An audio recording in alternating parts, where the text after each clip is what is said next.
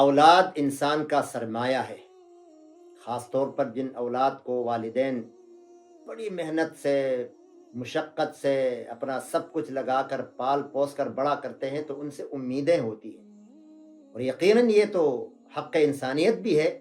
کہ انہوں نے اپنی جوانی، اپنا سرمایہ، اپنا سب کچھ اولاد پر لگایا، تو اب بڑے ہونے کے بعد اب ان کو ان کی ضرورت ہے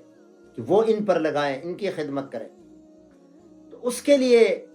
جب اولاد خدا نخواستہ نافرمان ہو، ماں باپ کا حق نہ سمجھے،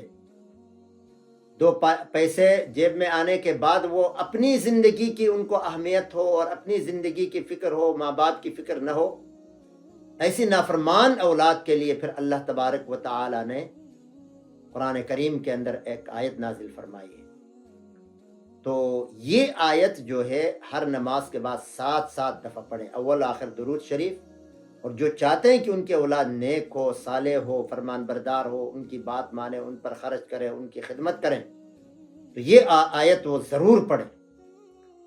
وَأَصْلِحْ لِي فِي ذُرِّيَّتِي إِنِّي تُبْتُ إِلَيْكَ وَإِنِّي مِنَ الْمُسْلِمِينَ وَأَصْلِحْ لِي فِي ذُرِّيَّتِي إِنِّي تُبْتُ إِلَيْكَ وَإِنِّي مِنَ الْمُسْلِمِينَ، ہر فرض نماز کے بعد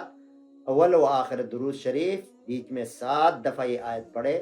انشاءاللہ اس کی اولاد نیک، فرمان بردار، صالح، خدمت گزار، اطاعت شعار ہوگی۔ مفتی شفیع الرحمان کے یوٹیوب چینل کو سبسکرائب کریں اور بیل آئیکن پر کلک کریں۔